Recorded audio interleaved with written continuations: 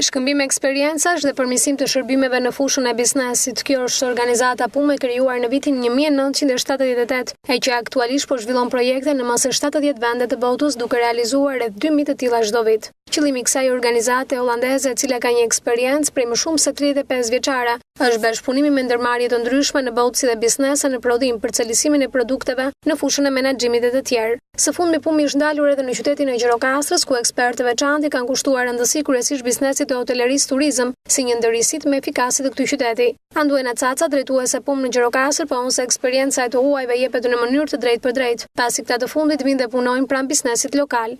Kjo organizatë konsiston në ndihmën e ekspertizën që japin ekspertët, duke ardhur këtu në për biznese të ndryshme, si në Gjirokastër, në Sarandë, në Tepelen, Përmet dhe në rrethet të tjera.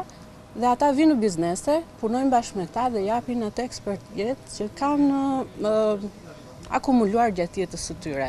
Ky projekt ka filluar prej 4-5 vitesh në Shqipëri dhe mund vazhdoj për një kohë. Varet sipas projekteve që kanë, domethënë një ekspert që vjen dhe futet në një biznes mund të qëndrojë nga 1 javë deri në 3 javë. Gjatë kësaj kohe ai jep ekspertizën e tij. Mundësitë janë të ndryshme dhe në kohë të ndryshme. Nëse për një periudhë ai 2-3 javë dhe merr një eksperiencë të caktuar, kjo mund të përsëritet pas 6 muaj ose 1 viti për të parë se çfarë rezultati kanë dhënë këto ekspertiza, për ta parë edhe çfarë ecurie ka pasur ky biznes, në çfarë stadie është ngritur dhe si janë parë, le të themi, ndryshimet për këto biznese.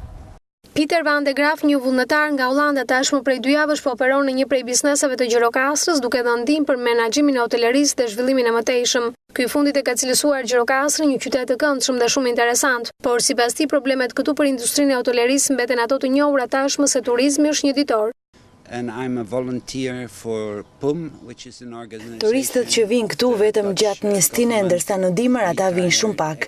Kjo bën që hotelet të kenë punëtor sezonal, do me thënë me kohë të pjesshme, të cilët janë të pakualifikuar e që krijojnë probleme. Gjithashtu, hotelet nuk punojnë në bashkëpunim me njëri tjetrin. Çdo hotel punon më vete dhe mendoj se për të ardhmen e industrisë së hotelerisë në Gjirokastër, do të ishte më mirë që hotelet të fillojnë të punojnë së bashku. Kam qenë shumë herë në Afrikë dhe do të them se punonjësit atje janë më mirë të trajtuar se sa ata këtu në Shqipëri. Duke punuar 7 ditë në javë gjatë gjithë vitit, duke mos marrë pushime, duke mos patur të drejtë për të marrë një vakt nga puna, por vetëm kafe dhe ujë. Ky fakt është shumë i çuditshëm për mua. Nëse do të kesh punonjës të mirë, duhet t'ju ofrosh atyre diçka.